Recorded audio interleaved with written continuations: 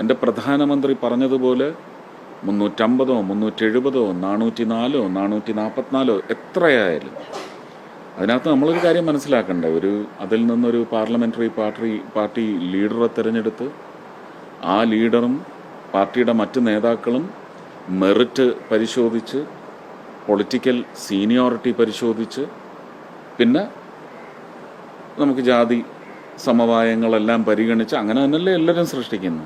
അത് നമ്മുടെ ജനാധിപത്യത്തിൻ്റെ ഒരു ഭാഗമായി പോയില്ലേ. അപ്പം ആ രീതിയിലെല്ലാം പരിഗണിച്ച് വരും.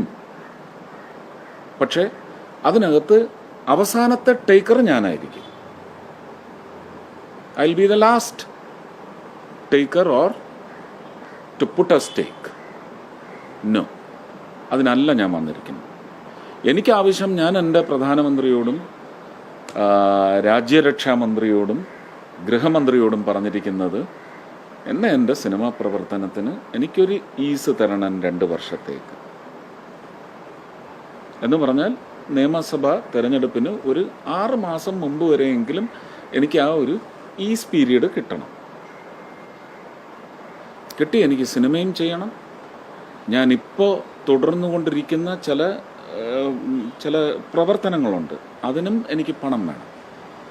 അപ്പം അതെനിക്ക് ചെയ്യാൻ സാധിക്കണം. പകരം ഞാൻ ആവശ്യപ്പെട്ടിരിക്കുന്നത്, ഒരു മന്ത്രി എന്ന നിലയ്ക്ക് ഞാൻ കേരളത്തിൽ എന്തൊക്കെ ചെയ്യാൻ ആഗ്രഹിക്കുന്നു അതിൻ്റെ ഒരു 25% സാധ്യമാക്കി തരുന്ന 5 വകുപ്പുകൾ ഞാൻ മനസ്സിൽ കോറിയിട്ടിട്ടുണ്ട്.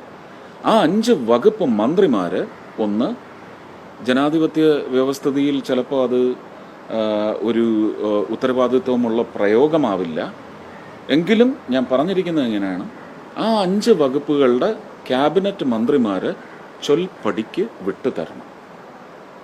ചൊൽപ്പടി എന്ന് പറയുന്നത് എൻ്റെ ജനങ്ങളുടെ ചൊൽപ്പടിയാണ്, എൻ്റെ വോട്ടേഴ്സിൻ്റെ ചൊൽപ്പടിയാണ്. എനിക്ക് തൃശ്ശൂരിന് വേണ്ടി അവരെന്നെ തിരഞ്ഞെടുത്തു എന്ന് ഞാൻ വിശ്വസിക്കില്ല. തിരഞ്ഞെടുക്കപ്പെട്ടാൽ കേരളത്തിന് വേണ്ടി എന്ന് തന്നെയാണ്. ഇലക്ഷൻ കഴിഞ്ഞല്ലോ, ഇനിയിപ്പോൾ ഇതിൻ്റെ പേരിൽ വോട്ടൊന്നും വരില്ലല്ലോ. അതുകൊണ്ട് തുറന്നു പറയുകയാണ്, കേരളത്തിന് വേണ്ടി വർത്തിക്കുന്ന ഒരു തിരഞ്ഞെടുക്കപ്പെട്ട ആളായിരിക്കും ഞാൻ.